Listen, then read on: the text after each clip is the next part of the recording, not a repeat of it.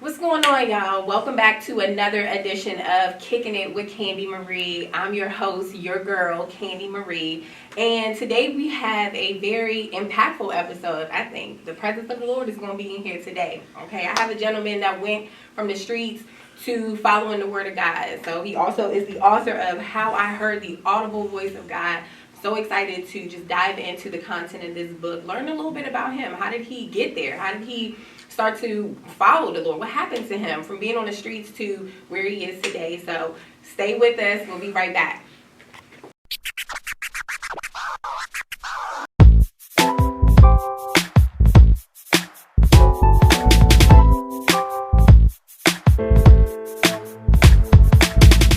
All right, well, welcome back, everybody. If you're just joining us, I am so excited to really introduce y'all to my guest today. His name is Jason Moye. You know, he tried to get French on us and everything. But he is the author of How I Heard the Audible Voice of God. So let's go ahead and get right into it. How are you doing today, Mr. Jason Moye? Good. Are you French? What's going on with you? My grandfather, he's from Guyana. Okay. My grandmother's Indian, so All I don't right. know what that makes me. Okay. Well, I've boy, heard yeah. it. Okay. Full French or something. I don't know. So I want to dive into this book. Okay, I want to get into it immediately because I did read some of it and it's really good. Y'all have to make sure y'all get this book, really. It's about your life, your path, how you started walking with the Lord, how you encountered Him, right? And everything that led up to that, right? So let's start from the beginning. Tell me a little bit about your childhood. Alright, well, being the only kid in Big Ma's house, you know, I didn't have a lot of friends, but, you know, the friends that I did have, it wasn't that many. And the one only friend I really had was my elementary school girlfriend. Okay. I lived a couple of houses down from Big Ma's house. But it was, I don't know, I felt like I was somewhat of a strange kid. Right. You know, I've always loved to hear people have good conversations and, you know, no cursing and all that. No cursing. Yeah, no cursing. I don't know what household you was in because they was cussing in my house. So. Yeah, I mean, my upbringing as a kid wasn't really that bad, other than the encounters I had with my uncle and, you know, kids in the neighborhood that didn't mean any good. Okay, well, I remember reading in the book about how your dad dropped you off Right. at your grandmother's house, right? That was really that was emotional. Yeah. That was emotional. Tell me about that. I felt like that was a moment that I felt like I was being abandoned. And my father, you know, he was like the only person that I really knew. He brought me around every now and again Okay. with the family. But when he dropped me off that day, I didn't know that I was there to stay.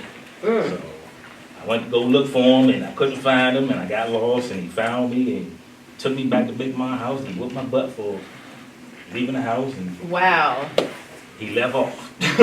How did you kind of deal with that in the days, weeks, and months after that? How did you cope with that? How did you heal from that? Well, I can only remember the part where he found me once I got lost, up to where he brought me back to Big Mom's house and whipped my butt and left. After that, Big Mom was just my heart and soul. She loved me, she took me in, she cared for me. I didn't think too much of my father after that. Wow. She stepped up to the plate and really helped me. Okay. Where's your relationship with your father now? The way things panned out from my grandmother up to my experience, I despised my father because he wasn't there. Of course. But after my experience, you know, all was forgiven. I talked to him about it. I let him know how I felt, and it felt like a bunch of stuff was lifted. So, yeah. That's incredible. A man, you know, having kids, you know, it's real important for a father to be in a kid's life. Absolutely. Because, you know, they find out who God is through that father. Wow. So the love that you get from your parents, your mother, everybody, you know what I mean, is really important. It's really important. It is.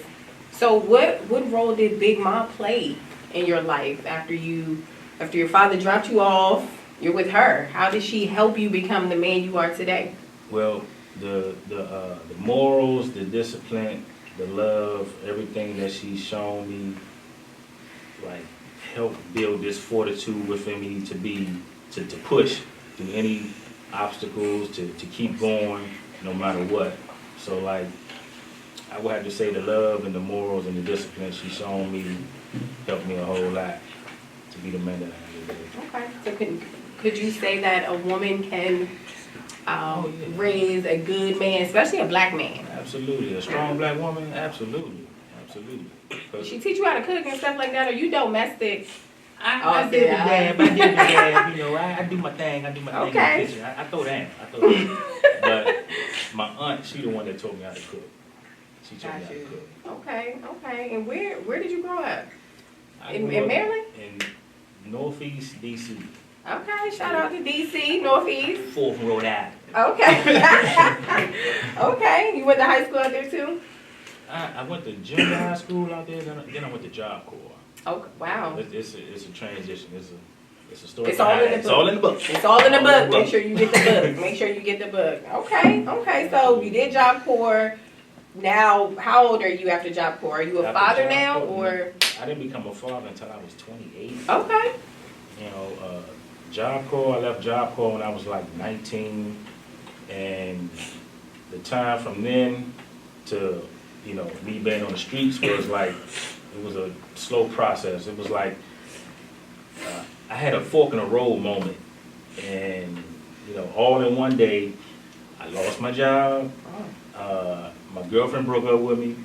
My uncle put me out the house. I had $500 to my name, and I was in and out the streets. I wasn't in the streets fully. Okay. And I was like a part-time hustler. I hustled during the summertime, but during the wintertime I'm working or going to school. But when I lost my job, I became a full-time hustler on the streets. Well, the fork in the road was I had the choice to either take the money that I had saved up to either use it to transportation to find a job, or I could take this money and try to flip it and make more money or whatever. So I tried to flip it. I was out in the streets and it got bad. Did you get arrested? I've been arrested. I didn't do any real time. I got locked up for a small petty charge, a misdemeanor. Okay. But when I got locked up, I was scared. I didn't know, Okay. The judge talking all this terminology, lawyers, and I didn't really understand. And he asked me, "Did you understand?" I was like, "Yeah, I understood." I really didn't. You didn't understand anything. You just knew you didn't want to go to jail and sit in jail. I did not want to sit in jail. But the first time I got locked up was a devastating experience, and I'm in jail, and the guy was my cellmate. He was like, he heard me kind of. Oh. He's like, "Man, it's gonna be okay, shorty. Let me see your papers. You only got 4 months. Man, You better suck it up. 2 months, you be out of here." I was like, "I don't want to do 2 months." Wow. Yeah, it was real bad. Well, I wanna get into what happened to you after jail. What really kind of turned your life around. But we'll do that we're gonna take a break real quick, and when we come back, we're gonna get into more with Jason about his life, what happened after jail, and ultimately how he heard the audible voice of God. So don't go anywhere. We'll be right back.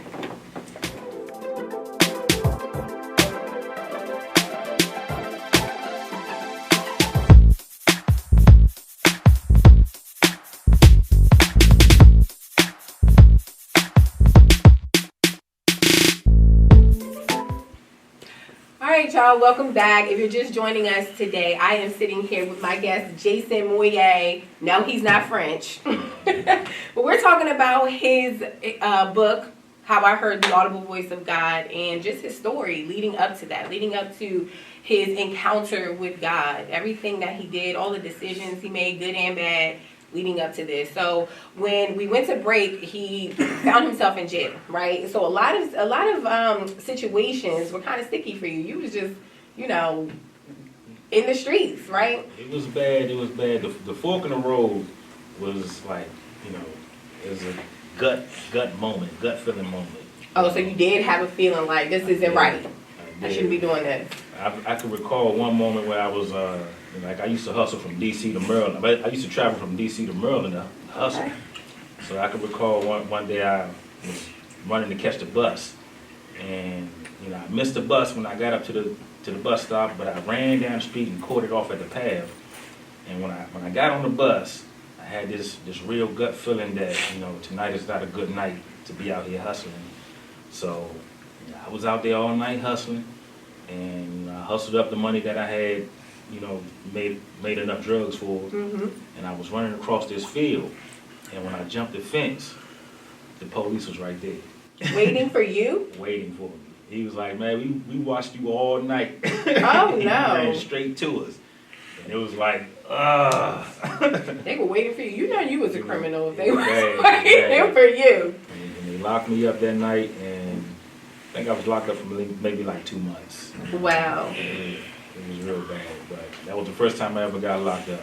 Okay, so when you were in jail, were you like, I gotta get out and get my life together, or what happened after that? Absolutely not. I was still in knucklehead mode. Mm-hmm. I was still in knucklehead mode. So while I was in jail, the whole time I was in jail, it was always somebody coming to me talking about God, and I was like, man, I don't want to hear that right now. When I get myself together, I don't want to be no hypocrite, Why do people always do that? I don't mean to stop you, but everybody's always like, let me just get myself together and let me do this and do that. No, you can't do that. You gotta. The time is now, Absolutely. Right? The time is now. You can't. If you can get yourself together, there wouldn't be no need for God. Correct. Absolutely. But yeah, it was like each unit that I went to like maybe 3 units, and each unit that I went to, it was always some old guy trying to talk to me about God, and he told me, he was like, man, maybe God trying to tell you something, man. And I was like, man, I'm not trying to hear that.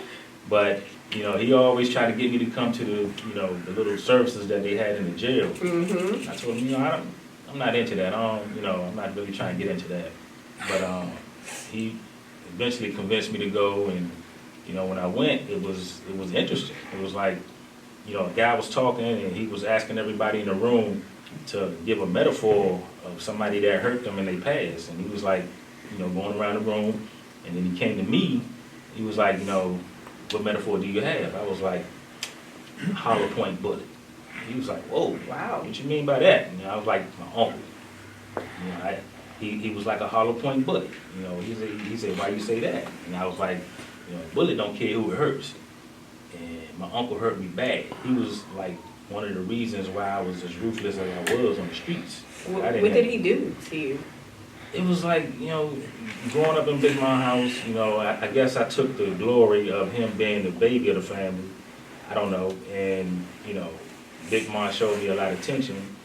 And, I can remember one Christmas, him coming down the steps and just stomping on all my toys on the way out the door.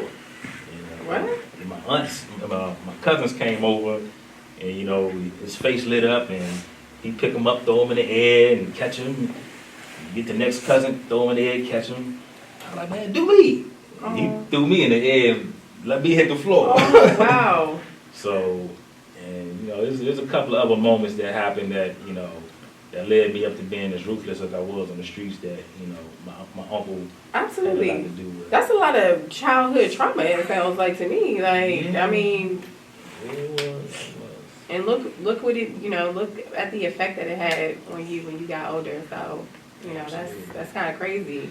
I tell my kids that things that seemingly look bad, don't always view it as bad. Like if you're a child of God, whatever happened to you, gonna have to go through God first. Correct. He Alpha and Omega. What I mean? He knows all, he's seen all from beginning to end and all in between.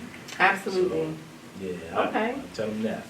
Okay, so you were a knucklehead even after the jail. Yeah, right? knucklehead. Even after the jail. Even after jail, when I was in the church in the jail, having that talk with the guy that was speaking to everybody, it felt kind of good. I was like, wow, that felt kind of good to talk it out, And I went the next time they had service, and the guys, the brothers in the church, And in the jail, you know, I got to know him, and he told me to read the Bible. If you don't understand it, just keep reading, and, you know, God will reveal it to you eventually. Right. So I finally got out of jail, and I think at some point while I was locked up, somebody told me to write down all the sins that I could think of that I committed on a piece of paper, tear it up, ball it up, throw it away, let it fly in the air, or put it in the trash can as a metaphor to say, God, I'm sorry. To repent. To repent. I made up in my mind that I was going to do that, but I didn't do it. When I got out of jail, I went straight back to the streets. And going back to the streets, it was like, you know, at the end of the night, you know, the guys used to get together and gamble. You know, that would be the bonus money after everybody hustled. Right. So, you know, I was gambling with this guy, and I had a stack of money that I threw down on the ground. And when you throw your number, your point, you got to match that stack. So the guy I was gambling with said, well, I threw my number, and the guy said, man, I didn't bet. I was like, really? You're not going to give me my money? $1,300. So I said, you know, it's cool. Larceny gonna catch up with you. I walked away. My homeboy was like, I'm shocked you did that, Rick. Normally you would have went and got your gun. I was like, yeah, it's all good, man. But I was feeling kind of funny, like it was a change in me that I didn't notice. Okay, yeah, I was gonna ask you, do you feel like that was kind of the pivot moment for you? That was like the wooing moment. Yeah, the wooing moment. Yeah. I saw that chapter in your book. Okay. Absolutely. It was a wooing moment, and it was like, I tell my kids, you know, talk to God all the time about any and everything. Yes. So I could recall walking up the street. I thought I was talking to myself, but I really wasn't. I was like, man, God, let me get this money, and then you can just let me die. Let me get this money first, and then you can just kill me off and let me die. So, whole time, I was getting money. Like I was doing things that I ain't had no business doing, you know, gambling, and I was getting money. I was getting a lot of money. And then it dawned on me that, wait a minute, I recall I was talking to somebody about getting some money and letting me die. So, like gradually, I started to notice like the guys who I thought were my friends, you know, they seen that I was getting money, and, you know, they was kind of hating on me a little bit, and my girlfriend at the time told me she overheard somebody plotting to rob me. Oh, wow. And, you know, I was trying to get more information out of her, but she didn't want to fully tell me because she was scared, because she knew that they were ruthless, and she knew that I was ruthless, and she didn't want to be in the middle of it. So I told her, you know, if you're not trying to help me, then you're a part of them. So I hung the phone up on her. And, you know, when I had this conversation with her about that, I was sitting on my aunt's front porch. It was like 3 o'clock in the morning. And, you know, I was thinking about the whole scenario of the guys trying to plot and rob me, and all these. I had a bunch of court dates for being locked up. And I had so many court dates, I used to spread them out on the floor like January, February. I'm gonna see this movie before I go to court in October, because I think I'm gonna get locked up on that month. So, you know, I had so many court dates, and then I was sitting on my aunt's front porch. It was like 3 o'clock in the morning, and I was just thinking about everything. The court dates, where I was in my life. My aunt put me out. I'm sleeping in abandoned apartments. Where was Big Ma? Big Ma had passed away. Okay. She passed away. That's in the book too. She passed away, and it's a sad story. I'm not going to disclose that, but you know, Big Ma passed away, and I was sort of kind of on my own. I felt like the black sheep of the family, really, the underdog. So, you know, I'm sitting on my aunt's front porch, the one that, you know, took me in when Big Ma passed away. You know, I'm sitting on the front porch, and I'm thinking about my life as it's turning out. You know, I'm going in a downward spiral. I really didn't have anything to live for. I'm like 21 or 22 years old. I got guys plotting to rob me. I got, you know, people after me. I'm thinking the FBI want me from all the things that I've done that I felt like I didn't get caught for, but they was watching me. So I thought to myself, I was like, man, I wonder what Big Mom would be thinking about if she seen me living this life. And I just broke down. I broke down and started crying. Wow. There was nobody outside. I was sitting on the porch. on the balcony, Mm-hmm. and I just broke down and started crying, and I was talking to God again. I was like, God, cleanse my soul or something. I can't take it no more. And the next day, I met up with this girl that I met probably like 2 months prior, and I wanted to talk to her. She looked at me and she seen my face. She was like, "Was you crying?" I'm a thug. I'm a gangster. Thugs don't like, cry. no, I'm good. Nah, Something mine. I wasn't crying. But I felt like I wanted to talk to her and tell her everything how I was feeling and what I was going through. But I didn't disclose really any information because I felt like she wouldn't have understood anyway. Right. So she told me that she was moving with her father somewhere, and, in Tennessee, and I was like, I'm trying to go. And I didn't care about the court dates. I didn't care about the people trying to rob me. I just wanted to run, get away from all this, and go with you to Tennessee. I'm trying to go. So I told her later on that day, I was like, man, you know what?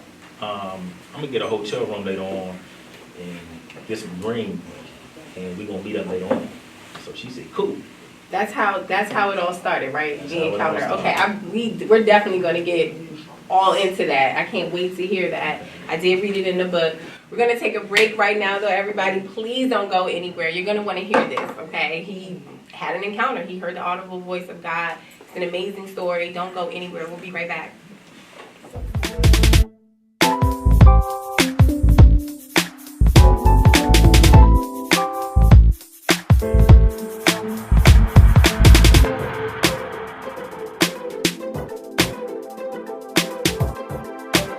What's up, y'all? Welcome back to Kicking It with Kandii Marie. I'm your host, Kandii Marie, and this has been a very impactful session with you. The book is incredible. Make sure y'all pick it up. You've been through a lot in life. So if you guys are just joining us, we went to break. We were talking about the moment Jason had this encounter with God when he heard the audible voice. We were talking about that, right, leading up to it. So tell us about it. What happened? So, my friend that I met at the park, I told her, I'm gonna get a hotel room and get some green, and meet up later. So she said cool. So she went her way, I went mine, and like that whole day felt weird to me. Like I don't know. It was like it felt like something was going to happen. Something was going to happen, but I didn't know when, where, how, or what was going to happen. Mm-hmm. But I felt it real heavy in me that something was going to happen, because the whole day I'm on the block hustling and talking to my friends. It's like I'm saying bye to these guys like this is the last time I'm saying bye. I felt it like something was going to happen. I didn't know, what was going to happen, but it felt like this was the last time I was saying bye to these guys. And when I went to the hotel room, I called another girl, and she drove me around the making sales, and she took me to the hotel, mm-hmm. and told me, call her whenever I was ready to come back or whatever. So the same time she dropped me off was the same time the other girl was pulling in the cab. It was perfectly timed. And, she arguing at the cab driver, and I paid the cab driver, gave him a tip, told him don't worry about it. I told her to go to the hotel room, stop arguing. So we in a room. She took a shower. I'm laying in the bed, rolling up the J, and she got out the shower. She laid in the bed next to me, but it weren't any matches. So I'm laying in the bed like, I paid for the hotel room. You need to get up and go get some matches. You made her go get some matches? I made her go get some matches. Honey. Go get them. I don't know about that, viewers, because I'm not getting no matches. You're gonna get some matches. I was a bad boy. No. So she some matches. Yeah, right. I paid for that room. Shoot. So she got up, put her clothes back on. And she had her clothes on. Oh, absolutely not. Absolutely not. Look, I'm relaxing now, man. I'm watching TV. So she went down and got the matches, but while she was gone, I'm watching this movie on TV, and the movie was about, I remember the movie and everything. It's called No Escape. It's not the new one, but it's the old one called No Escape. And I'm watching this movie on TV, and the movie was about an island with nothing but convicts on it. One group had one leader, and another group had another leader, and it was like chaos. Well, no, the one group that had the one leader they wanted chaos and mayhem. It was more of them than it was of the other group. The other group wanted peace and tranquility. Okay. And I'm looking at this movie thinking to myself, yo, this is exactly what's going on inside of my head. Like, I want peace, but I don't know how to get it. Wow. So, she came back, before she came back, I started thinking about heaven and hell. And I'm like, man, I don't want to think about God right now. I'm about to smoke this green and get my thing all with Shorty. Right. And, and so the girl came back, and she laying in the bed. And we laying in the bed, and she blazing, we blazing. I turned around and gave her the J. When I looked at her, it was like her eyes, she didn't look like no demon or nothing, but, I was about to ask you that. She didn't look like no demon or nothing, but her eyes was like dilated, like all black. And wow. She had green eyes, but her eyes looked black. And I looked at her, and it was like I could see her soul crying out for help, but she didn't know how to get it. And I'm like looking at her. I passed her to Jay. She's like, "Why are you looking at me like that?" And I'm like, "I'm tripping." But yeah. Probably was like, "This weed is good." Right. So I turn around, laid on my side. And I'm looking at the TV, and I'm looking at the movie, and I kind of closed my eyes for a hot second, and I'm thinking to myself, like, you know what? This might be a test. It was like I was battling with myself. I said, "No, this not a test." I said, "You know what? Nah, I'm gonna say this a test. I don't want to sleep with Shorty. I don't want to sleep with Shorty. I don't want to smoke no weed. I don't want to do nothing bad no more." I made up my mind. As soon as I made up my mind, I had like a vision. Like, I don't know if you can close your eyes and imagine something. That's sort of kind of what I did. I had a vision of an ocean of fire, and it was people in it screaming, and I was like up somewhere far off in the distance looking at it, and I opened my eyes. I was like, I'm glad I ain't going there. Not realizing what was going on. So, the girl was playing with my back, trying to get me aroused, and all of a sudden my heart just started beating real fast. Like, my heart was like, she was like, and I asked her, I said, "Man, feel my heart?" She was like, "Why your heart beating so fast?" I was like, "Oh no, Joe." I started getting scared. So I sat up on the bed, and it was like, I felt like I was having a heart attack.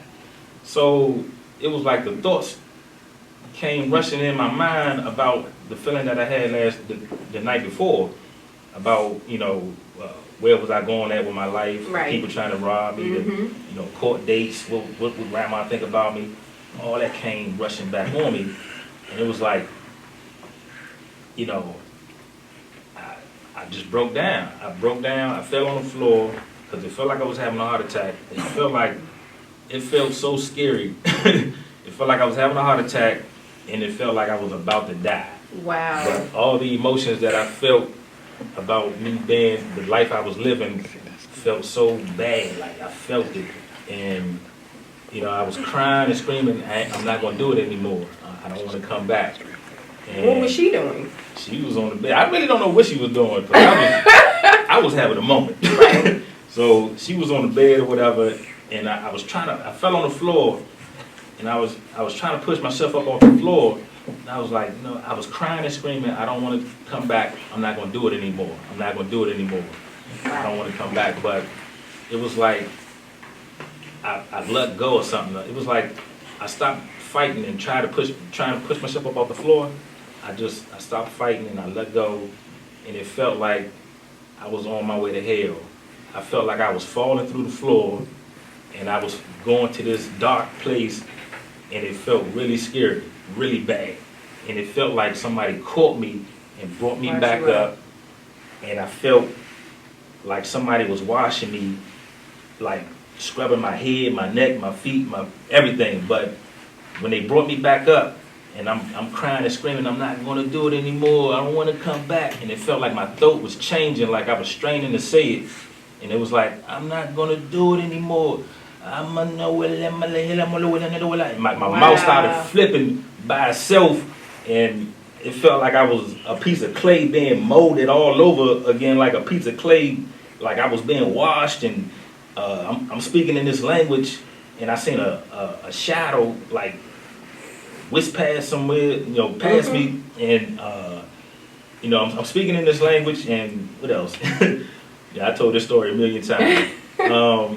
I'm speaking in this language, and I stood up, and I had like a vision that, this is what I seen. This is what I seen. I had a vision.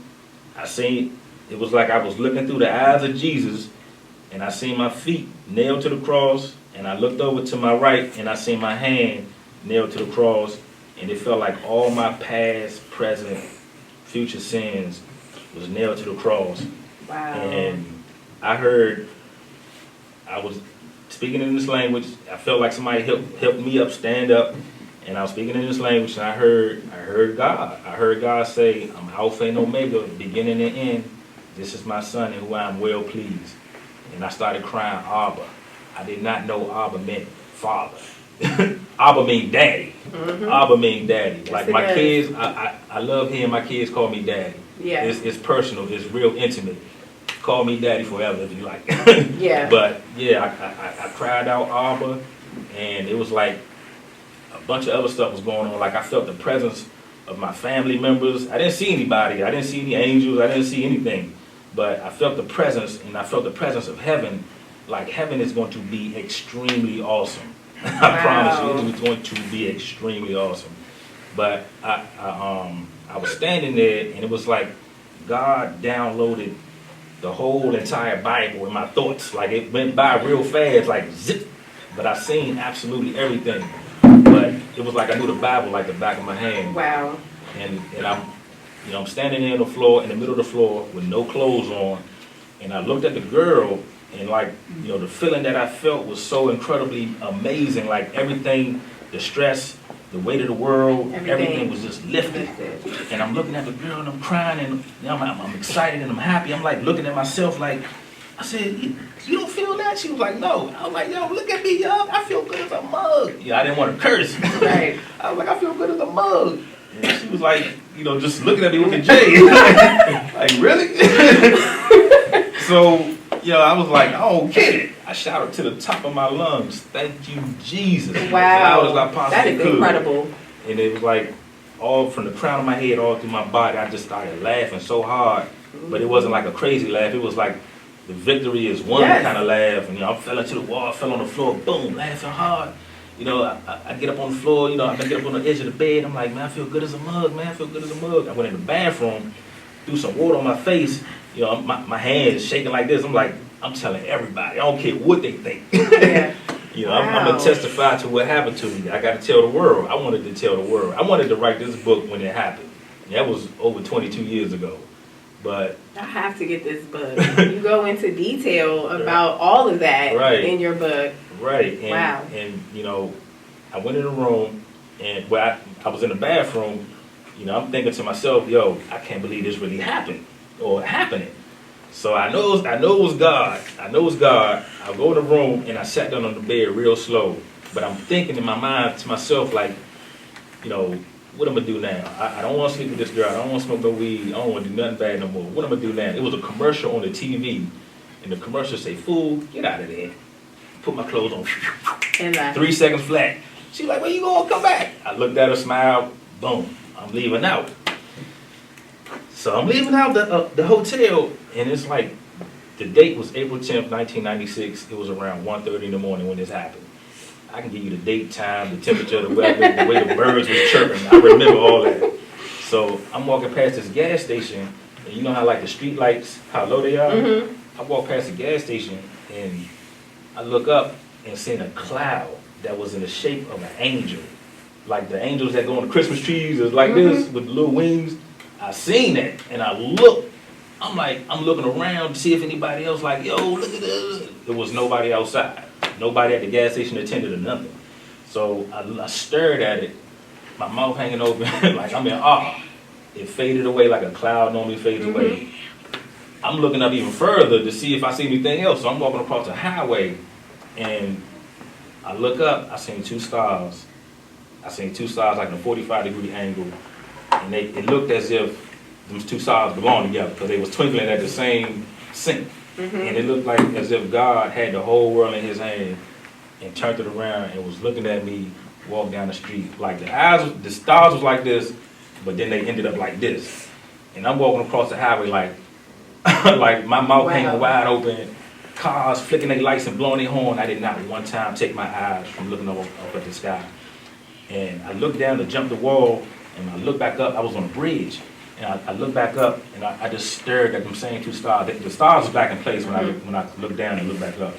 The stars were back in place, and I stood on that bridge and stared at them same two stars for like an hour in complete awe. When I seen it, the way I felt was, this is the hugest alien in the history of life ever.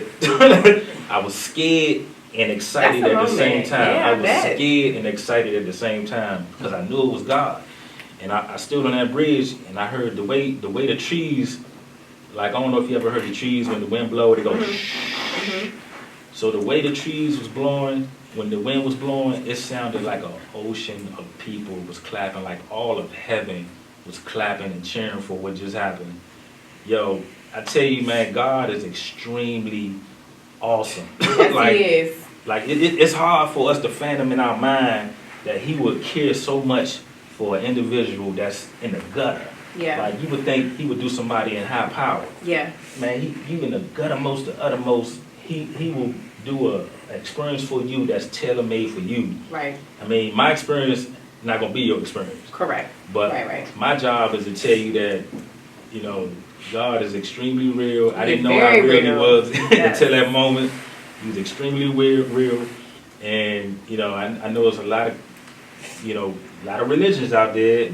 I'm not spitting on anybody's religion, but the only way to God is through Jesus Christ. Absolutely.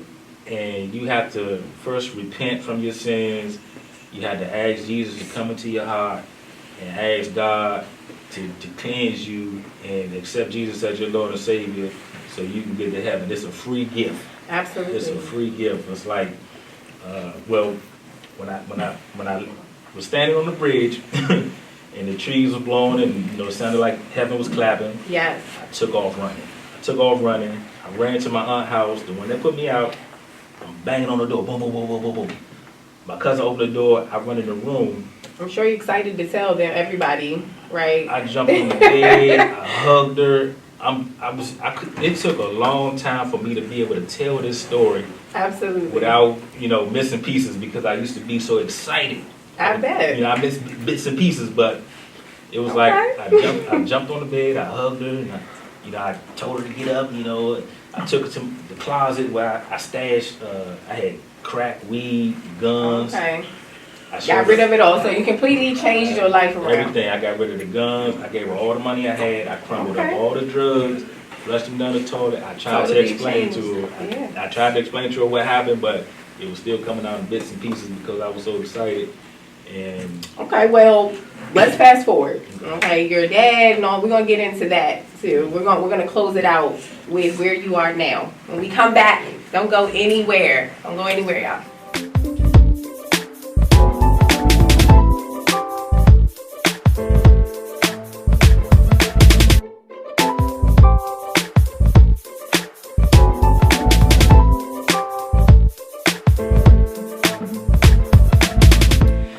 Back to Kicking It with Kandii Marie. I'm your host, your girl, Kandii Marie, and we have been spending the day with my guest, Mr. Jason Moye. He's not French. I'm gonna say that every time I say your last name. We've been talking about his book, How I Heard the Audible Voice of God. You know, his story is so impactful, so emotional. I got goosebumps a little bit hearing about your story. So now we're gonna fast forward to where you are now, where you are today, after that, you know, how you kind of kept on the path that you were supposed to be on. You're now a father, right? So how are things different for you now? And how are, you're a dad now, so what are you doing different that you kind of wish your dad did for you, or your uncle, or the male role models in your life that you had as a young boy? What are you doing kind of different for your sons today? Well, I try to stay grounded, keep them grounded. Mm-hmm. I'm not, you know, that parent that's, let's go to church Monday, Tuesday, Wednesday, Thursday, Friday. Okay. Because I don't always go to church when I'm supposed to. But I do tell them to,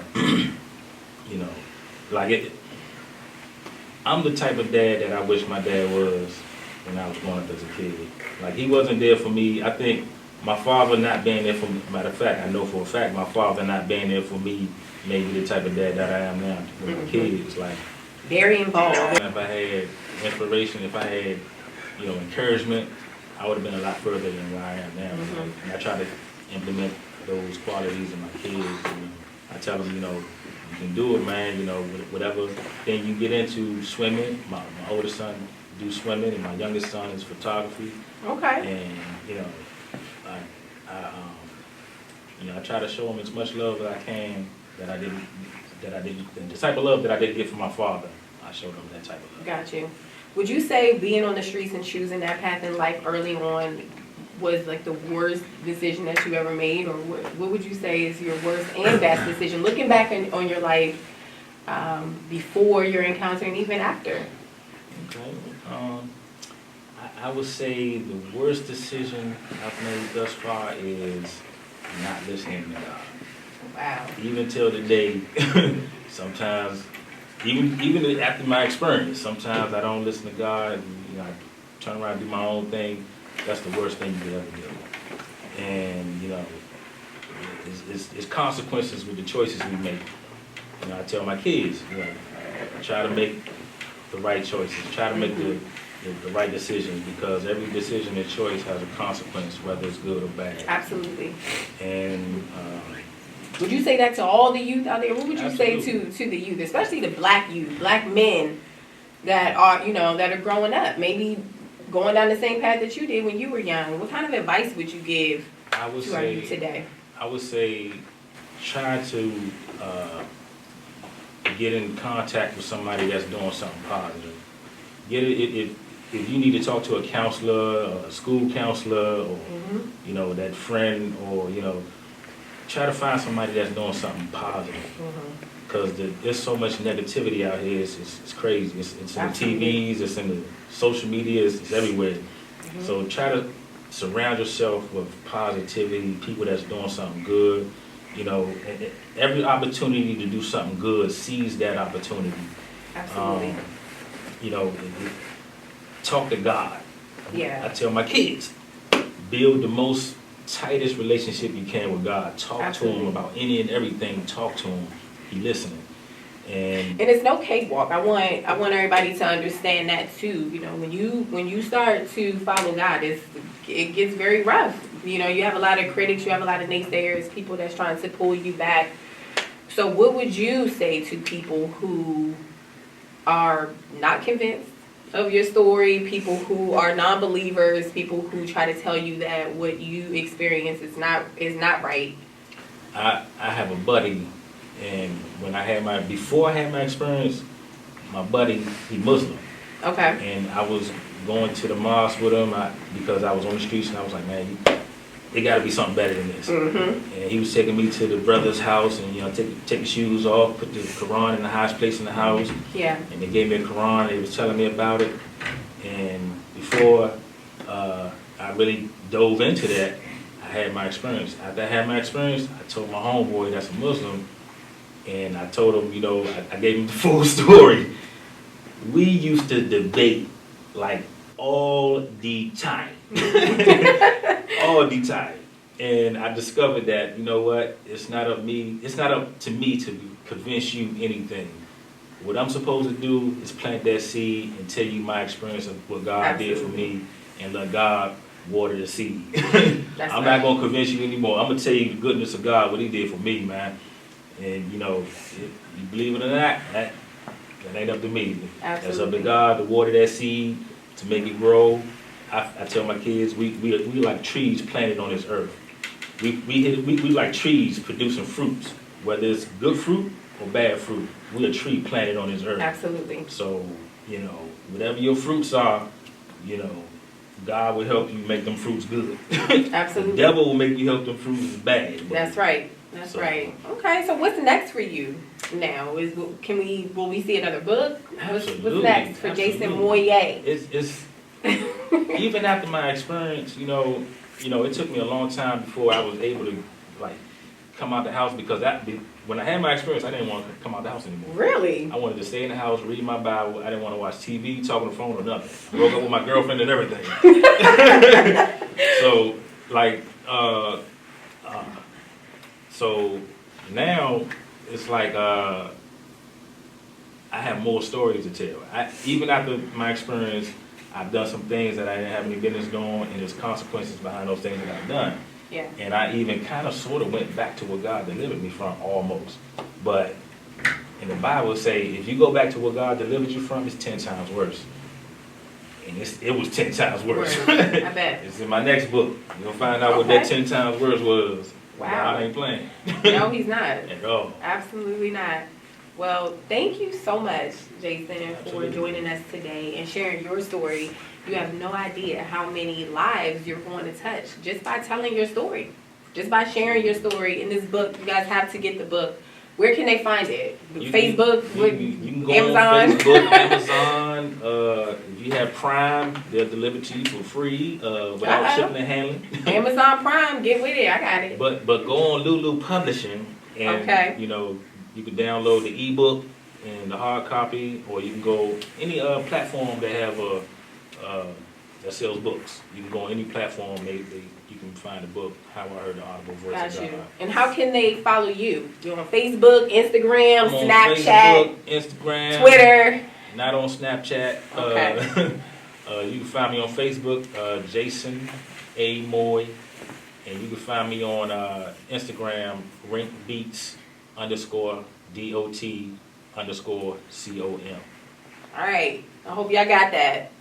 Okay. Well, thank you again so much. Thank you. It's been a pleasure. Again, your story is just incredible. Everybody should hear it. Everybody should read the book. Get the book. Absolutely. Thanks so much. We'll be right back.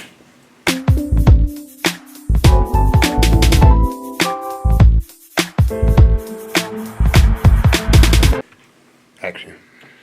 Well, that's our show today. Everybody, thank you so much for kicking it with me, your girl, Kandii Marie. Make sure you tune in every Tuesday at 8 p.m. for a new episode and new guests. You never know I'm going to have. So tune in. Thank you so much. And we'll see you guys next time.